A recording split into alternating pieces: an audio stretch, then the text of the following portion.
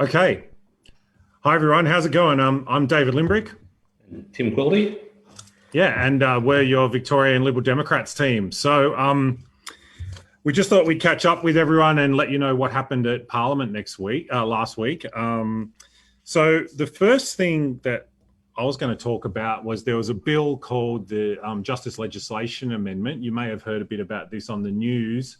People were calling it the gag bill. And what it was intended to do was to fix a situation where victims of sexual assault couldn't talk about, they couldn't name themselves or talk about their experience. So that was good and we supported that. However, the bill itself created another problem whereby families and friends of deceased victims of sexual assault couldn't talk about it. And so their families and friends would be gagged effectively. And this was a big problem that we were very upset about. I was contacted by literally thousands of people on the Let Us Speak campaign, and I spoke strongly against the idea of gagging victims' families. And we had a bit of a win because there was an amendment put forward to basically remove that part of the bill that was contentious, that no one liked,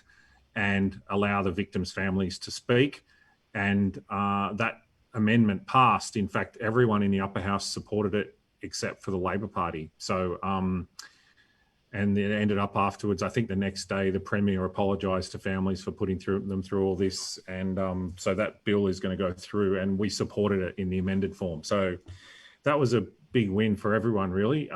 It was very heavy talking about all of those things. It's not a very nice topic to talk about, but I think we got a pretty good result in the end. What did you think about all that, Tim? Obviously, it was good that got stopped or changed. We think that's the second time the government's been rolled on legislation in the last 2 years. The first time was right at the start when they were giving themselves pay rises to their own ministers. And then 2 years they've had clear sailing getting stuff through. But apparently the upper house has got just a little bit more bolshy in the last few months. Yeah, something like that. Yeah, in the committee stage of the bill. So for those of you who are unaware, there's a stage in the upper house where we debate it. And then there's another stage called the committee stage where we actually get to ask the minister questions about the bill. And I think Tim was watching it. I was participating in it, but it totally convinced me that they just really hadn't thought through this bill, how it's actually going to work. Like we were asking things like, so what happens if someone shares an old article about something on Facebook and then makes a comment?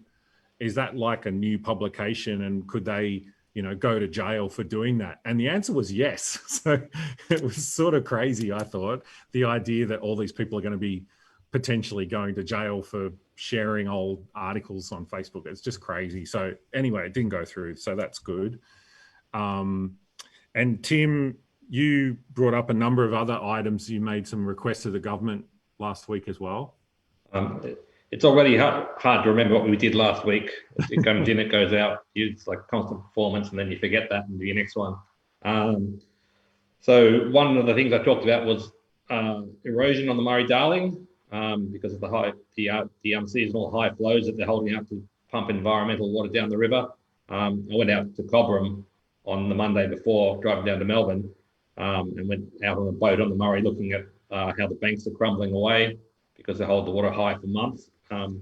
They call it, so they talk about environmental water. So they've got to run all this fresh water down to the lakes, the lower lakes, and then run it out to sea for environmental reasons. In the meantime, they're destroying the river. Their farmers don't get their irrigation allocations. And it's just a big mess that just keeps going on. So I talked about that. I was shocked when I first heard about that, the idea that these are environmental flows. And you were telling me, Tim, that they're sort of destroying the forest. So there's all these problems along the river. So the high flows are causing the banks to crumble and the river is getting wider and shallower, but sooner they're going to lose the capacity to put water down it because they've filtered it up. At Barmah, the state forest, because it's a choke point, the river is narrow, they can't get enough environmental water past that point. So what they're doing is they're flooding the state forest at Barmah to use up the environmental water, but also they flood the forest. It pours past and back into the river again. But in the process, they're killing the trees, they're killing the native grass, some specific native grass that grows there. It needs to seed at a certain time of year, and for 5 years in a row, we've run water over it in that spot, and the grass isn't seeded, and the seed bed has disappeared to nothing. So that grass has been wiped out. They're killing the trees. It's for the environment, folks. It's crazy. It does seem crazy. And in the meantime, they're choking all the irrigators by not giving them water. I also talked about esports. I said we should, Victorian schools should set up an esports body equivalent to their current sports bodies to let kids play. We support the future esports champions that we have coming along.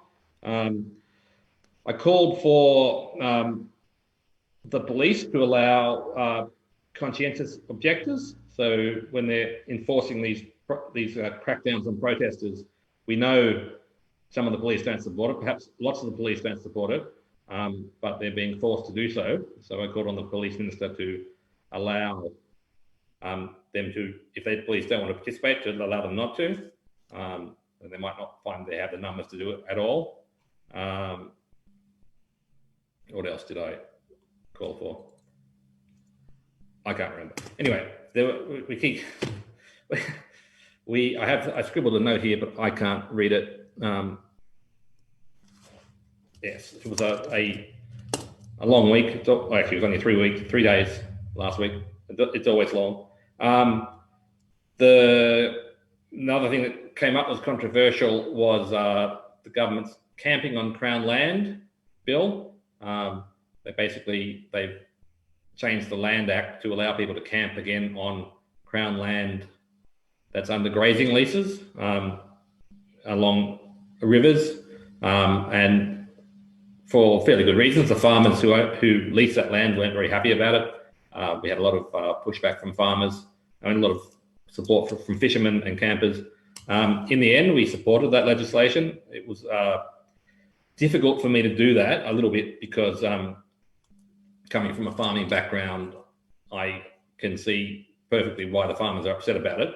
But at the end of the day, it's public land, and we've been running on a platform of public access to public land. The government are going to bring in some regulations to make some of the worst parts of it less bad. It won't be camping on everywhere along rivers. There'll be only certain spots where the land is wide enough for them to do it. But ultimately, at the end of the day, there's already a right of access to this land, or already a right to fish on this land. It doesn't belong to the farmers, it belongs to the people. And we supported camping being allowed there. Interestingly enough, as we were researching it, we couldn't find out when the right to camp had been removed. We think it was snuck through sometime in the 1950s in a consolidation bill. Never even debated in Parliament, just slipped through as part of consolidation bills, a bit like the omnibus bills, and that provision just went through without anyone even noticing. But there's been a fight over access to this Crown land for 150 years in Victoria. It's been ongoing, and we came down firmly on the right of public access. We think there should be more access to parks and so on as well. But that's another thing that's come up again is the climbing in the Grampians and Mount Arapiles. The climbers losing access to that. I found your speech really fascinating, Tim, and I'd recommend anyone who's interested in this idea of the Crown land and park and camping on it to go and have a listen to Tim's speech on his Facebook page. It was actually quite amazing, the history of how all this happened. And like Tim said, the research turned up that we didn't even find out when they actually banned it. It was sort of just slipped through and never debated. So yeah, it was quite strange, really. Access to land has been an ongoing issue in Australia for 150 years, a fight between the squatters who grabbed it all and the government trying to open it up for selectors and people to use. It's gone backwards and forwards over time. This is one more lurch in one direction. Probably they'll push again to push it the other way in the future. But yes, one of the reasons the government did this is because they're closing more state forests and turning them into national parks and closing national parks, stopping access. So they've done this as a sop to the people instead. Yeah. Another thing that came up was the Jeff Borman from Shooters Fishers Farmers had a motion to condemn the government closing down the timber industry, and I spoke up strongly in support of that, and calling for not only to the government allow our timber industry, which is sustainable, environmentally friendly, it actually is good for carbon capture. Everything cut down and turn into timber and store it. It's sequestration, whatever. Anyway, but it's being closed down to satisfy city voters with environmental thoughts who've never actually been in the bush and don't understand. It's going to cause big problems. And I called for, because this government doesn't care about rural industries because the votes in the city are more important, so I called for Rexit again, separation of the regional parts of the state into a brand new state. When I started talking about that, I was joking, but now I'm not. I'm very serious about it, and I think we're going to see more of that happening in the future. Yeah, and it was interesting when we were debating that in Parliament and talking about the timber. We noticed that all the beautiful woodwork in Parliament itself was actually made using those hardwoods, and yeah, it was quite interesting. So another thing that everyone probably already knows about is I went to a protest on Cup Day, and I wasn't very happy about a lot of things that happened there. So people would be aware that there was a protest talking about, human rights and against the lockdown and the government. I went along to witness what happened. A bunch of people got kettled. That's the idea where people get bunched together, surrounded and pushed together by police. I was one of them. They ended up arresting 400 people and fining them. They gave them water out of a bucket. And so I was pretty upset about the idea of pushing people together during the pandemic. I was pretty upset about the idea of giving them water out of a bucket. And I was also upset that they weren't allowing people to express their right to peaceful assembly in the first place. So I followed up last week in Parliament with a few things. One was I asked, who's responsible for authorising this? And I did get an answer, and it's not a great answer, but I've published that on Facebook if anyone wants to see it, a copy of the letter. I also called for the Attorney General to rescind all of the fines that were issued on the day because people were put in a dangerous situation, and even bystanders were caught up in this who had nothing to do with it. I've had communications from at least half a dozen people who had nothing to do with it, and they just got caught up and arrested because they happened to be there in the wrong place at the wrong time. So yeah, I've been encouraging people. There's a pinned post on my Facebook page.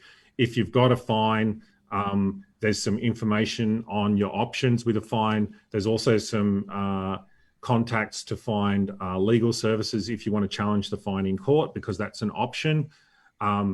I would recommend that you look at those pages and not take bush lawyer advice off the internet. If you're actually going to challenge a fine in court, talk to a lawyer. Don't just get some advice off the internet and think that you're going to challenge it in court, because you'll lose and you'll maybe get into big trouble. Also, there's two inquiries happening at the moment. One is the state inquiry, the government's into the government's response to the pandemic. That's run by the Public Accounts and Estimates Committee, of which I'm a member. I'm encouraging people who were at the protests and had experiences that they weren't happy with the police to put a submission into that inquiry. There's also a federal inquiry into policing and police tactics during the pandemic. I've also put a link to that on my Facebook page. It's in the pinned post at the top. You can get links to all of that, including also another link where you can make complaints about policing issues during the pandemic. So there's lots of resources there. My team's gone to a lot of work to make sure that they're high quality resources.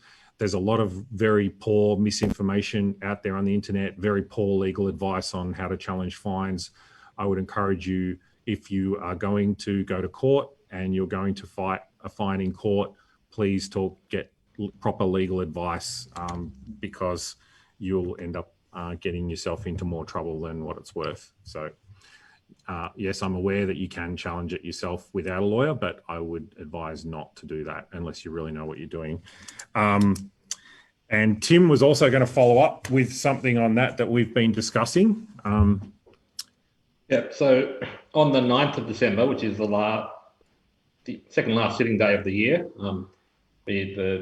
that's the Wednesday. On the Thursday, the 10th will be the last day of the year. We have 2 speaking slots. The Liberal Democrats have 2 slots because of the COVID mucking the Parliament around. Everything got out of position, out of schedule. So we've ended up with our 2 slots in the last day. So we were talking today about how we're going to use them. We've had ideas for private members' bills and so on to do various things. But at this point, we're going to use one of those motions to debate the right to defend the right to peaceful assembly in Victoria, which we've obviously seen being abrogated by the police. Even though we've had ministers saying that the right still exists, people have been arrested, jammed together in Kettling, as David just talked about. Clearly, that it might be a right, but we haven't been allowed to exercise it. So we're going to have a debate about that to defend it, and also to challenge the actual Kettling tactics, which are just rubbish. Obviously dangerous, and if the reason to do it was because of the pandemic, it made no sense. It's all about the government trying to stamp their authority on the people. So we're definitely going to have a debate about that, and hopefully we'll see something happen from that. Yeah, I mean, I've had a lot of concerns about the way that these health directions are being used with regards to people protesting. So, the protest on Cup Day was one instance where, they fined everyone.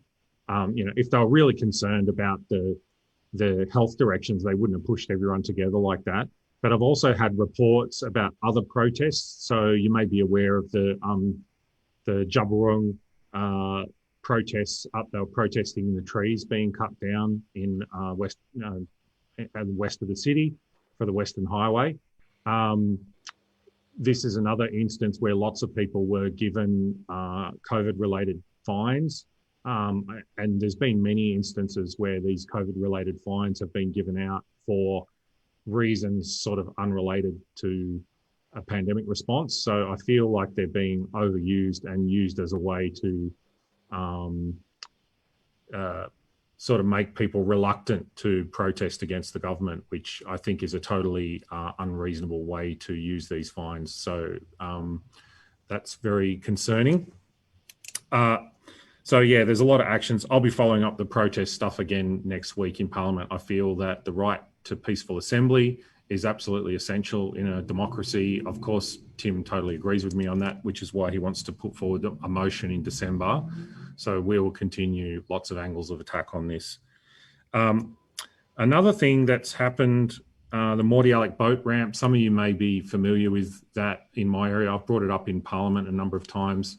The government took this over recently, and we predicted before they took it over that it was going to be a debacle with traffic and getting boats out. And of course, that's actually what's happened in the end.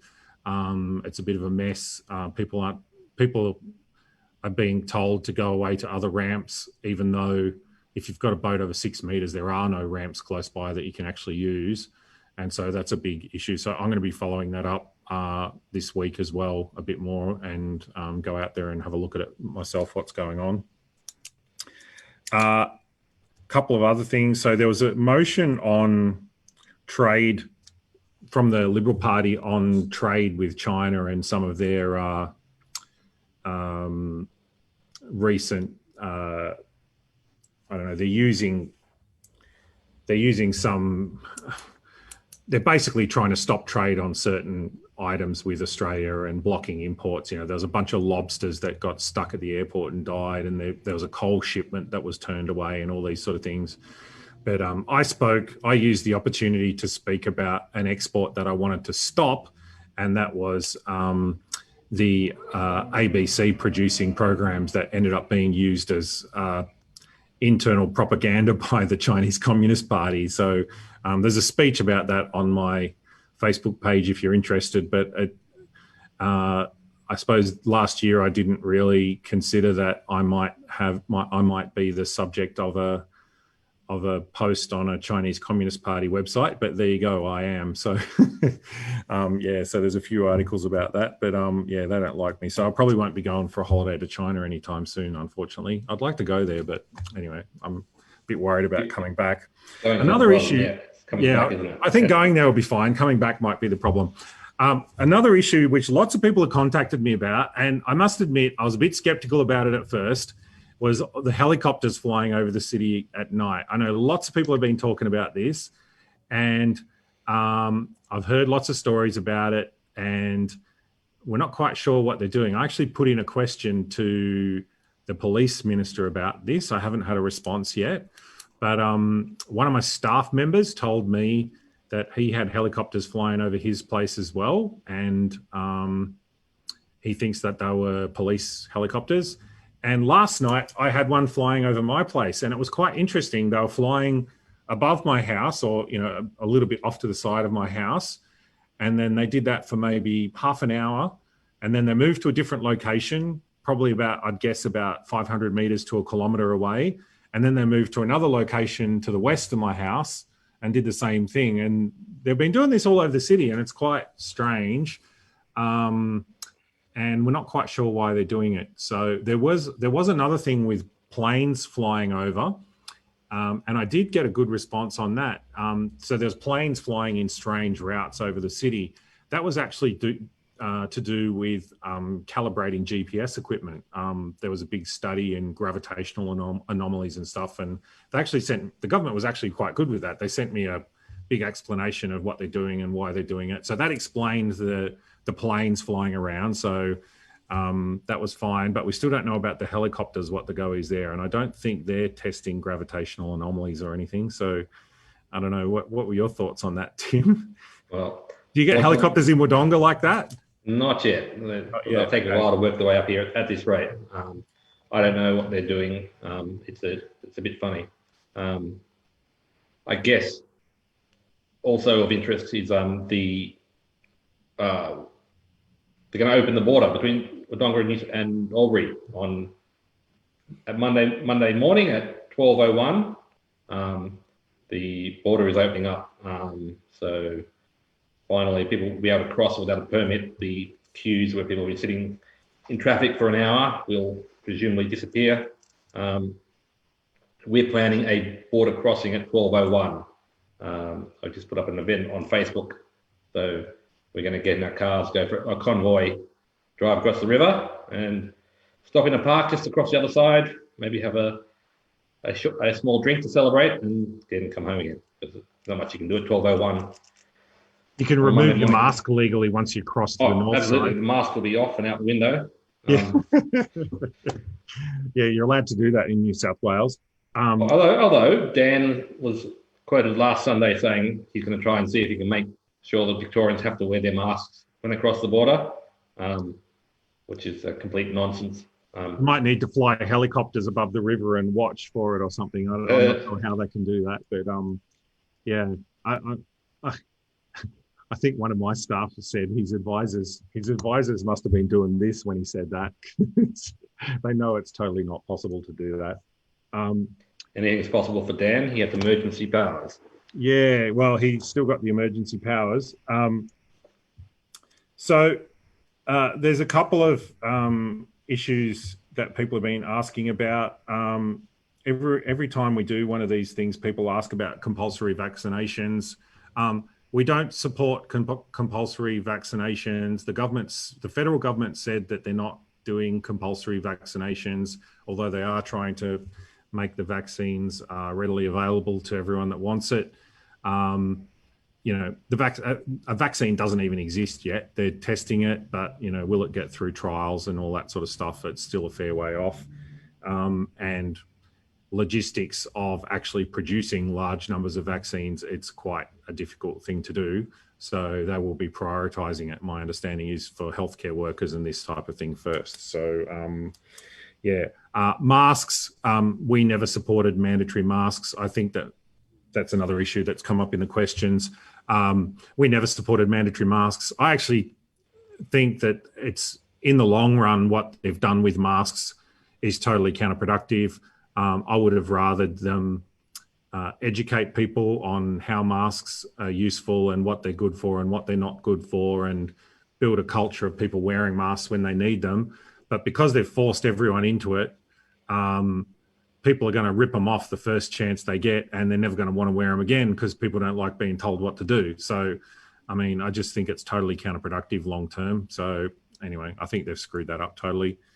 And another issue was opening up churches. So there has been some loosening of restrictions on church gatherings. I can't remember the exact number off the top of my head, but I think they were signalling that they're going to be loosening more on Sunday. So we'll wait and see what the announcements are there. But yeah, I would like to see more people able to go to church. I mean, churches seem like a pretty straightforward thing, you know, because people all go in and out through the front door, so they can do the contact tracing, they can control the number of people in there, they can sit people apart from each other, that sort of thing. So I don't see why they shouldn't be able to manage that based on the density in the church or whatever. So yeah, I'd like to see them open as soon as possible.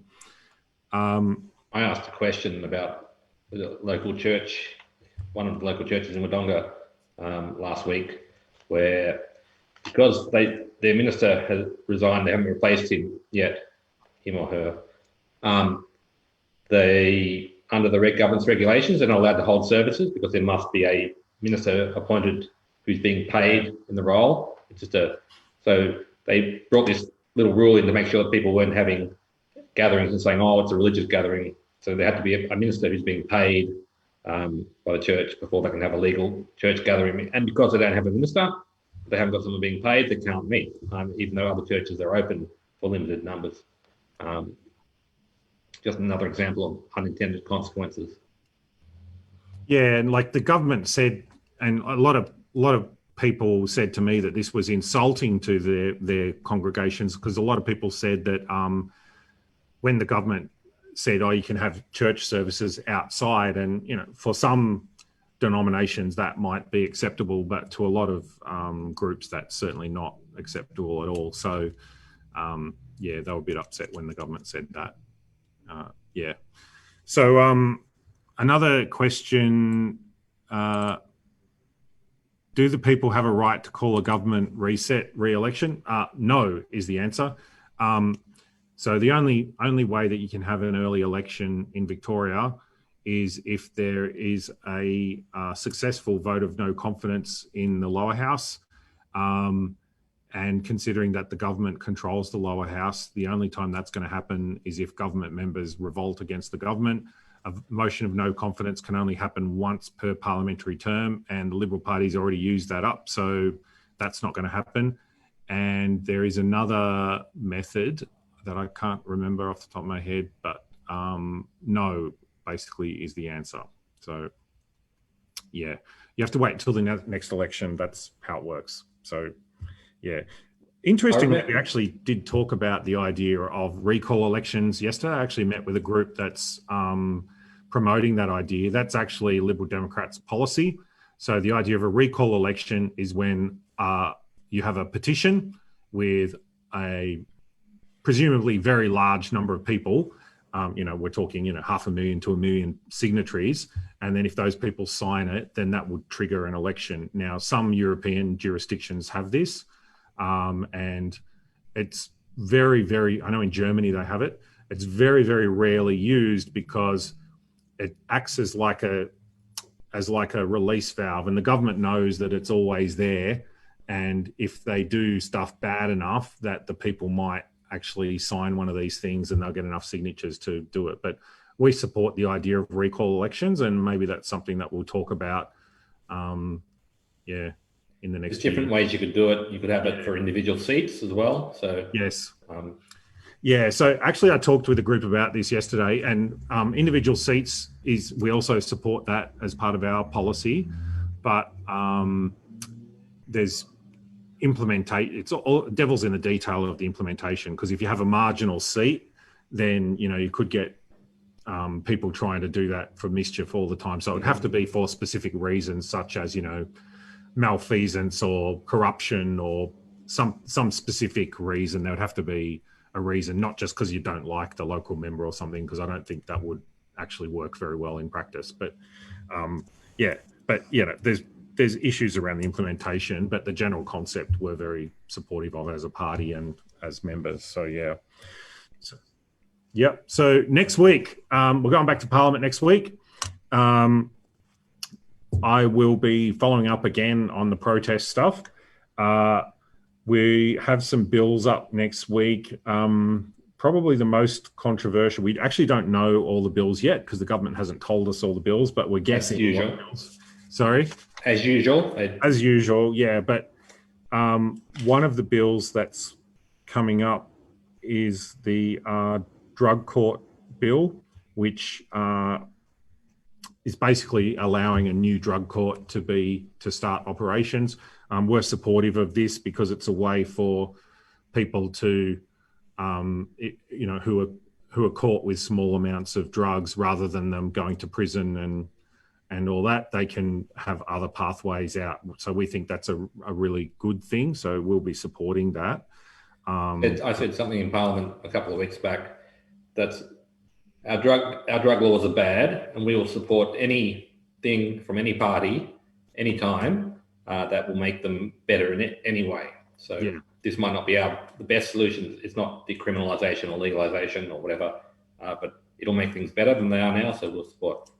Yeah, like it's got its problems that, I'm not particularly happy with, but anything's better than sending people to jail for possession. I just think that's it's a waste of taxpayers' money. It doesn't help the person being arrested. It doesn't help Victorian society, I don't think, and it certainly doesn't help taxpayers. So anything that will divert people away from prison who aren't harming other people, I think is a good thing.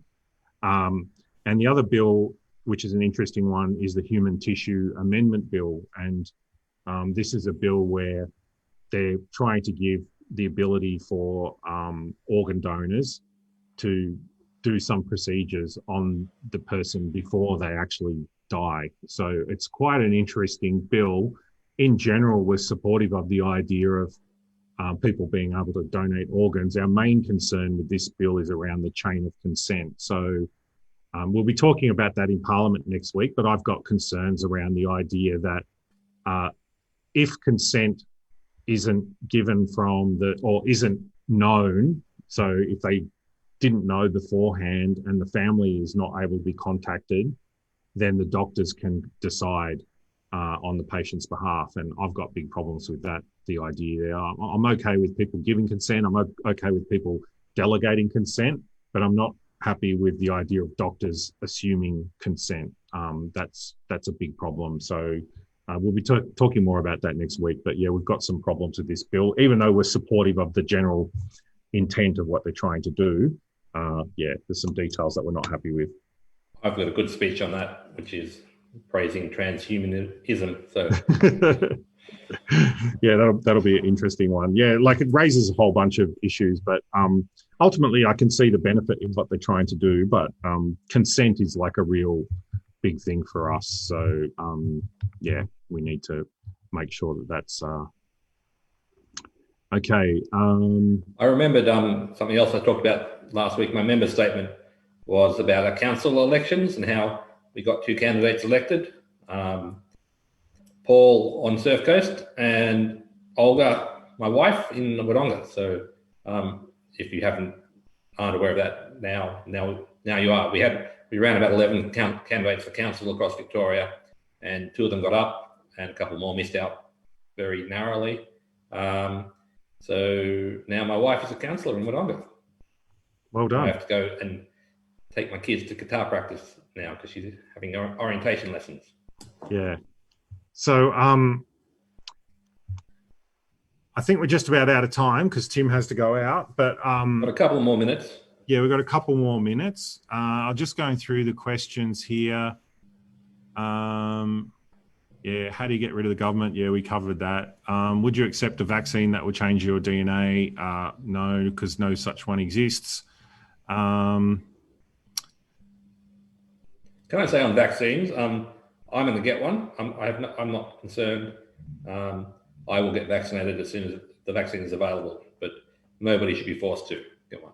Yeah, and that's generally my position. I want to read the safety reports and stuff like that on it before I consider it. It looks like we might have a choice. If a couple of them get up, it might be different choices, but yeah, that's the main thing, is whether people have a choice or not, and that's our main concern, is the idea of consent. Look, the government's committed to not making it mandatory, so at this stage, and there's no sort of bills or anything related to that, so I'm not concerned about it at this stage. I know lots of people are worried about it, but yeah, at this stage, there's no bills before Parliament. There's no intent by the government to make things mandatory. They've explicitly said the opposite, so you know, there's lots of other things to get worried about. All right. Oh yeah, Joe Jorgensen. Yeah. Oh, you got it. Did you? I sent it to you. Yes. Yes. All right. Yeah. So we've got a couple more minutes. I'm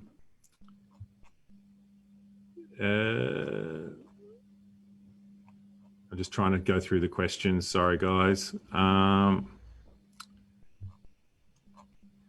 Anyway, I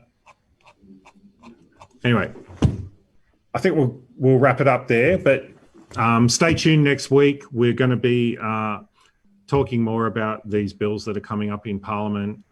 There'll be more stuff about the protests, and it'll be interesting what happens next week. We'll see how it all goes down. But yeah, they're the main things that are happening at the moment, and we'll talk again soon.